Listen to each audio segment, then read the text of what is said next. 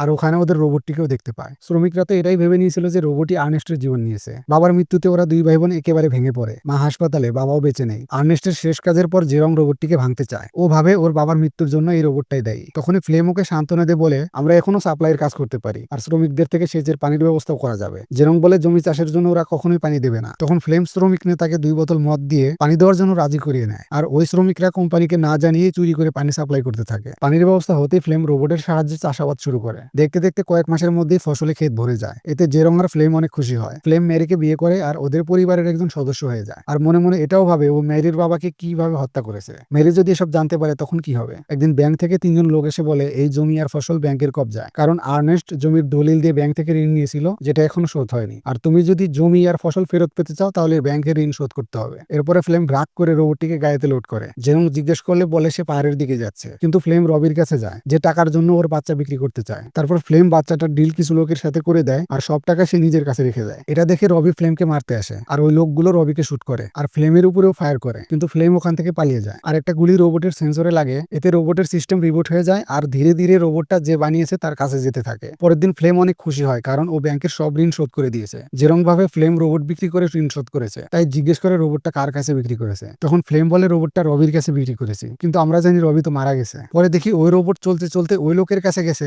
যে রোবটটা বানিয়েছিল। ওই লোক ফোনে জেরং এর সাথে যোগাযোগ করে রোবটের কথা বলে। একদিন জেরং রবির স্ত্রীর কাছে একটি পুতুল দেখে অবাক হয়ে যায়, আর সে ফ্লেমকে সন্দেহ করে। পরে মাকে হাসপাতালে দেখতে যাওয়ার কথা বলে বর্ডারের ওই পারে যায়, আর রোবট বানানো সেই লোকের সাথে দেখা করে। ওখানে নিজের রোবটের হালাত দেখে সে অবাক হয়ে যায়, আর মনের মধ্যে হাজারো প্রশ্ন ঘুরতে থাকে। লোকটি বলে রোবটের লেজার সেন্সরের মাধ্যমে ভিডিও রেকর্ড হয়। তখন জেরং দেখে ফ্লেমি শ্রমিকদের জিনিসপত্র চুরি করেছিল, আর ফ্লেমি ওর বাবাকে হত্যা করেছে। এটা দেখে সে নিজেকে ধরে রাখতে পারে না, আর সে রোবটটাকে ঠিক করে বাড়িতে নিয়ে আসে। ফ্লেমকে জিজ্ঞেস করে তুমি তো রোবট বেঁচে দিয়েছিলে, তাহলে এটা এখানে আসলো কিভাবে? তখন ফ্লেম উল্টাপাল্টা বলতে থাকে। পরে একদিন ফ্লেমকে বলে রবি ফোন করেছিল তোমাকে খুঁজতেছে। তখন ফ্লেম অস্থির হয়ে যায়, কারণ ও রবিকে চোখের সামনে মরতে দেখেছিল। পরে ফ্লেম রেগে যায় আর বলে তুমি মিথ্যা বলছো। পরদিন ফ্লেমের কাছে একটি চিঠি আসে, যেটা জেরং রবির নাম দিয়ে লিখেছিল। চিঠিতে লেখা ছিল তোমার সাহায্যের প্রয়োজন, জলদি পাহাড়ের কাছে এসো। পরে ফ্লেম পাহাড়ের কাছে যায়। ওখানে জেরং আগে থেকেই ফাঁদ পেতে রেখেছিল। ফ্লেম সামনে যেতেই বিশাল একটা গর্তে পড়ে যায়, আর ওর পা ভেঙে যায়। ফ্লেম সাহায্যের জন্য চিৎকার করতে থাকে, তখনই জেরং চলে আসে। জেরং এর চোখ দেখে ফ্লেম বুঝতে পারে ও সবকিছু জেনে গেছে, আর ফ্লেমকে তার কর্মের ফল ভোগ করতে হয়। সে তার বোনকে এক শয়তানি সম্পর্ক থেকে মুক্ত করে দেয়, আর রোবটকে সাথে নিয়ে ফেরত আসে। আর এখানে মুভি শেষ হয়।